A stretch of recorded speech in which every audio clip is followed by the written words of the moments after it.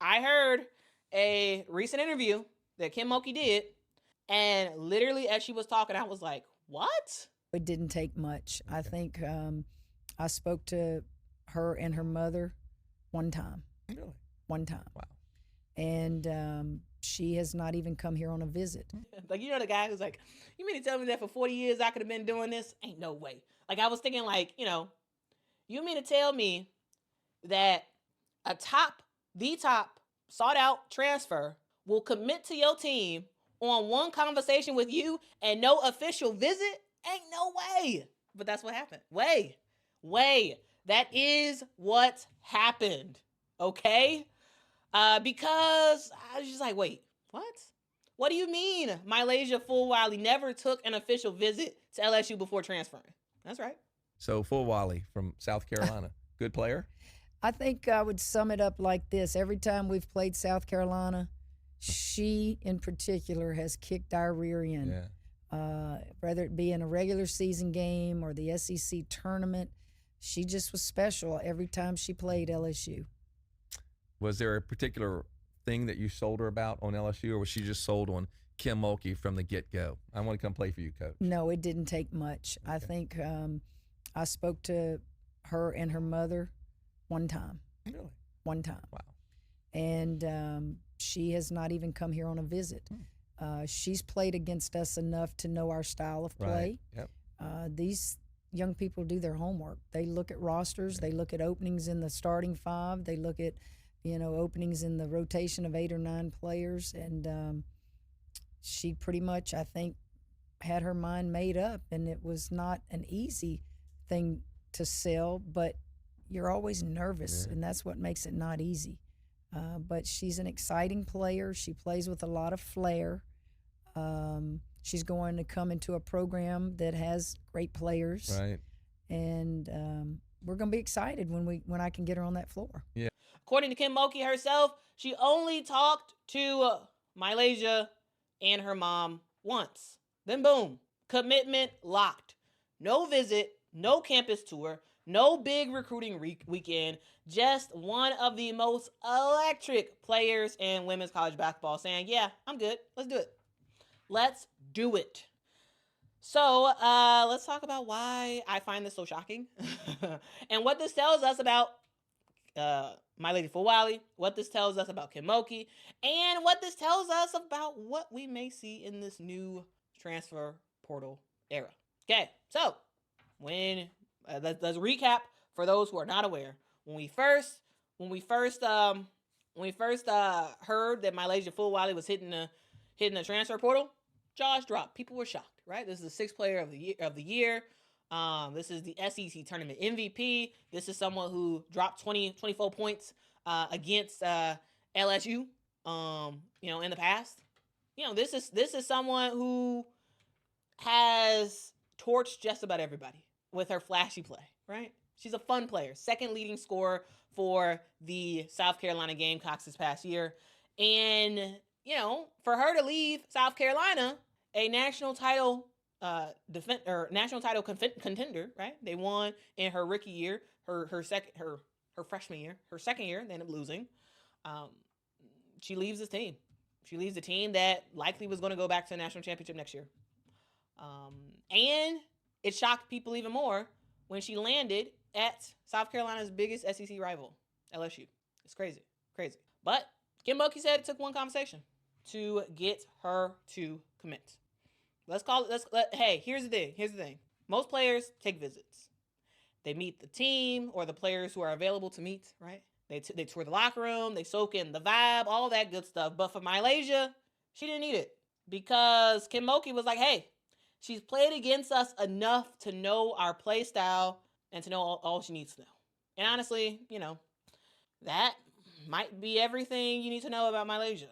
MiLaysia is strategic, right? I think she's done her homework and she's been like, you know what? Yeah, let me go on here. She knew what she was leaving at South Carolina.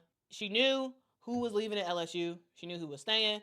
And she knew where the gaps were in LSU's backcourt. MiLaysia Fulwiley didn't need a sales pitch, clearly. She saw what was going on she peeped game and she was like, you know what? Okay, let me have a conversation with you. All right, I'm committing.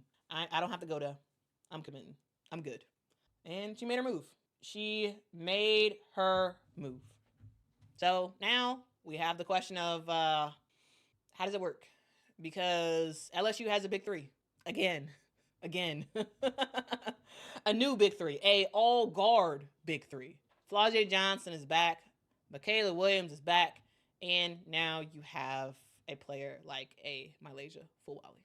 Flau'jae and MK, I'm looking forward to seeing how they blend because they're big personalities and strong. I mean, mentally strong, right? I mean, those girls are dogs, to use a word Jennifer would tell me from time to time. They right? are. I mean, they're dogged. They welcome anybody that's great. I mean, great players want to play with great players. You're dang right. You want to practice every day. And that's what's amazing is that those two in particular, go get the best coach. Yeah. We're not afraid of competition. We're not afraid of losing playing time.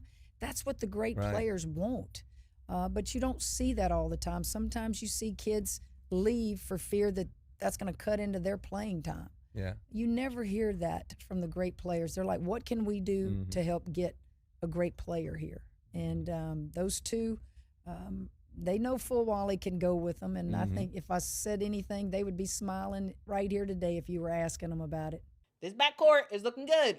But remember the other time that LSU's backcourt looked really, really good when they added in another big-time guard, Haley Van Lith, right? That was a huge transfer win for Kim Mulkey. And that didn't exactly go to plan. It didn't exactly go to plan. And so, just because this matchup, this combination of talent comes together does not mean it's going to be successful. I mean, for the game of women's basketball, I hope it is. I think it'd be fun. I think it'd really be fun to see these players hoop, I think it'd be fun to see them hoop. MiLaysia will likely have a starting spot on the team. Who runs the point is the question mark. I don't know. From what Flau'jae Johnson has been saying, seems like she does want to be more of a facilitator. I don't know. Maybe they play point guard by committee. But either way, the starting lineup for sure that we know about is going to be MiLaysia, Flau'jae, Michaela. Who knows who plays the point? Doesn't matter. Well, it does matter, but I don't think at this point we will know. I think the question mark is, does this even click? Does it? Does this combination of players do really well? Because again, MiLaysia doesn't have a ton of a vibe of like who LSU really is, besides when she came to the PMAC as a South Carolina player, right? She doesn't really I don't know. I just think it's odd that she never visited, and just she had a conversation. Her mom had a conversation with Kim Mulkey, and that was about it. I just kind of think it's wild. I don't know. So why in the world did MiLaysia Fulwiley pick LSU? Well, South Carolina was winning. MiLaysia Fulwiley had the fans. She had attention. She was the highlight queen. But deeper down, maybe it makes sense. South Carolina just added Taniyah Latson, the leading scorer, the number one leading scorer in the country. MiLaysia has been coming off the bench since she was a freshman. Guys, remember, she's in the same freshman class as Hannah Hidalgo and Juju Watkins. Could it be that she's seeing what they're doing and the accomplishments they're having and whatnot, and she's like, you know what? I want to start. I want to average close to 20 points a game. I know I can do it. I know I have the talent, and honestly, we all know she has the talent. MiLaysia was still coming off the bench. And at LSU, there's a path and there's room for MiLaysia to start. And there is a coach who loves flair. Look at Kim Mulkey's outfits. She loves flair. She loves excitement. And Kim Mulkey said it herself, man. She's like, hey, MiLaysia is an exciting player. She wants to play with flair. She wants to have a good time. Translation, Kim Mulkey most likely told MiLaysia in that one conversation that I'm going to let you cook. I'm going to let you start. I'm going to let you cook. And you go and do your thing, girl. Go and do your thing. And that probably is all that MiLaysia needed. I do think that, hey, it's like, hey, she wanted a very particular future, MiLaysia. And she didn't see it at South Carolina. So she's like, you know what? Send me over to LSU. This is a business. I'm here to work, and I'm about to do my thing. So But a thing to remember, guys, it's rare to see a bold move like this. It's rare. No visit, no long conversations. This is just a baller who knows what she wants.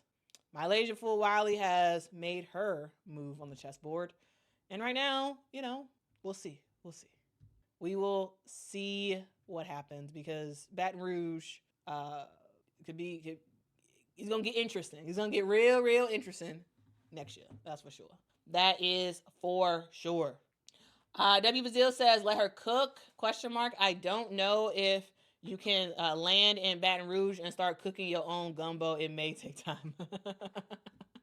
I don't know nothing about gumbo. Element says, grr. I don't know people saying she went for money bothers me so much, grr. Well, I mean, was money part of it? Yeah, sure.